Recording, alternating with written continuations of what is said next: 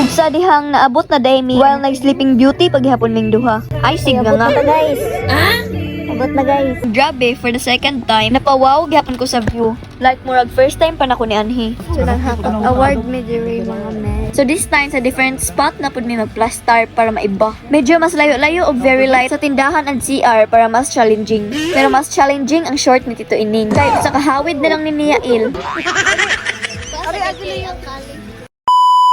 My first camping vlog this year. First camping ng taon. Pero murag first time lang gihapon.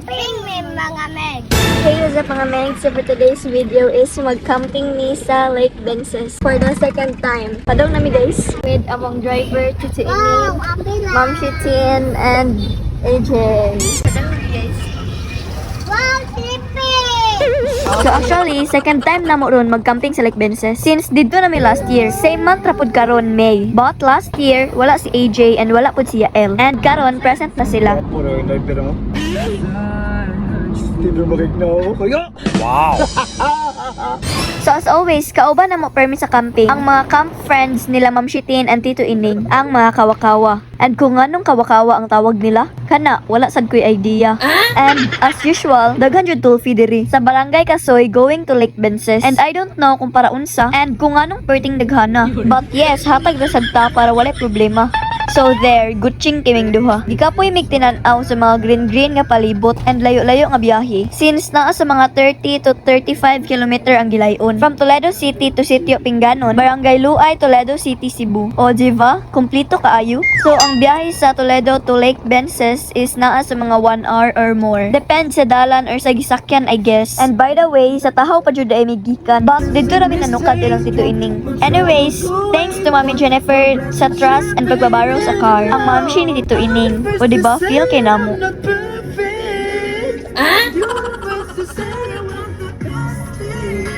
So ingon ani ka relaxing ang biyahe kay free concert ni Tito Ining. And smooth and safe ra pud kaayo ang pag-drive ni Kiatunak aka Marshall Bro. Shout out dira kay Kiatunak. So di ara day si Ma'am Shitin magpakita ra sa camera ug baka pangliptint ug pulbos na. And also shout out na lang sa mga absent nga kawakawa, especially Ate Carla Ling and Ate Yadet and sa all.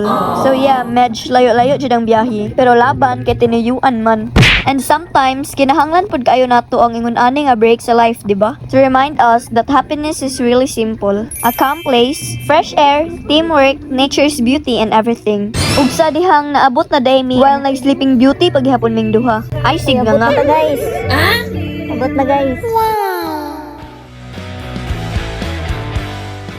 So, we're finally here and grabe for the second time, napawaw gyapon ko sa view. Like murag first time pa na ko ni Anhi. Ang nakalahi lang is bugnaw ang hangin this time, but medj kalmado ang weather.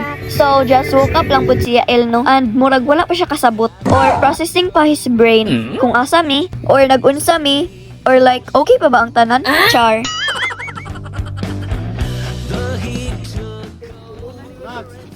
And now is maghakot award na mi sa mga camping gear na mo diha sa compartment. Para ditso na mag-tent pitching and then prepare sa dinner since time check. It's already 5:48 PM.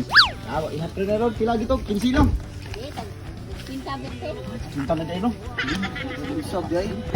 So nahakot award me diri mga men. So this time sa different spot na pud mi mag-plastar para maiba. Medyo mas layo-layo o very light sa tindahan and CR para mas challenging. Pero mas challenging ang short ni Tito Ining. Kahit sa kahawid na lang ni Nia Il, makita na dayon yang kigol nga daw panganod nga nagdag-om.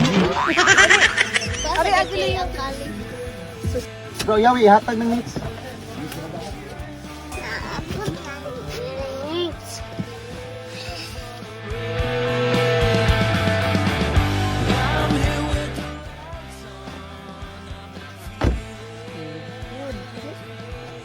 Abot na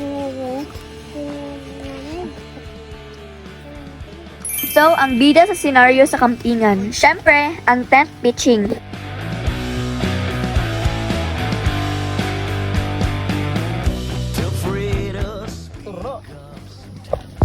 So, here's the view. It's really viewing. Charot.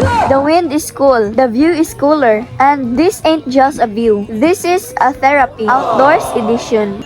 By the way, no good na day niya mong tent nga block. Bali na iyang pikas tiil, like dili na mo barog. Especially if wala higanti nga peg. Pero syempre, ilaban gihapon na mo. Kaya wala pa may budget day for another one. At least, naagapon tayo masilungan.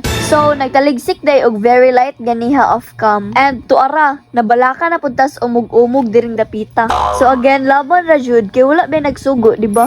Charan, dinner time. Thanks sa pledge nga lamiang tilapia Kuya Jay, ang papa ni EJ. So, fresh harvest ni gikan sa ilang own tilapyahan. And also, ubay-ubay amo ang foods ron for dinner. Na ay bihon, nilagpad, humba. And thanks Mami Joy sa halang-halang nga donasyon. Charot, libreng pabaon. Wow. And time check, it's already 6:45 PM. And wala pa mahuman ang dinner prep. But syempre, as usual, nagipauna na may mga kids. Guys, may papermi na lang ta kids. Charis. And there, busy kayo siya elog yung Kuya Intoy sa Roblox. Roblox pa rin pati sa camping.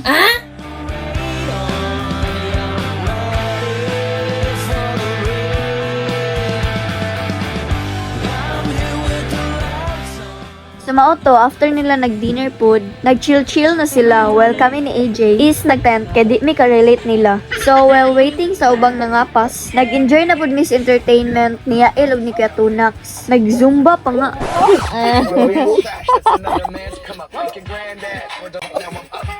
Naglaro si Pinoy. Oh, soyo.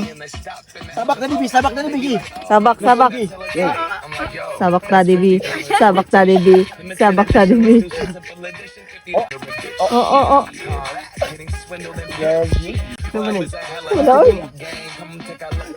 Batman.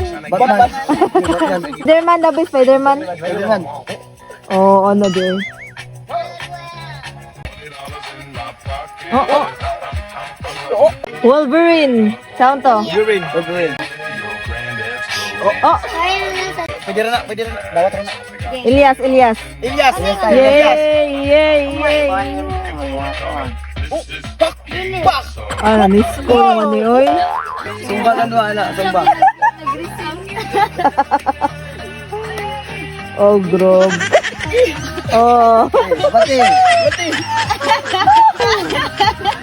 Wala ginamulihok imong katawan. Tigahiya. Ikaw. Oh.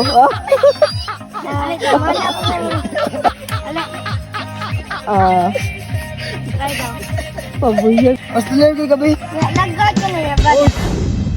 And sleeping time, nauna na miss sa tent ni Yael and Ma'am Shitin since nag-uwan-uwan gihapon with Dugdug. And dili masugot si Yael biyaan ni Ma'am Shitin. So that means, good night y'all! See you again tomorrow for part 2 and I thank you.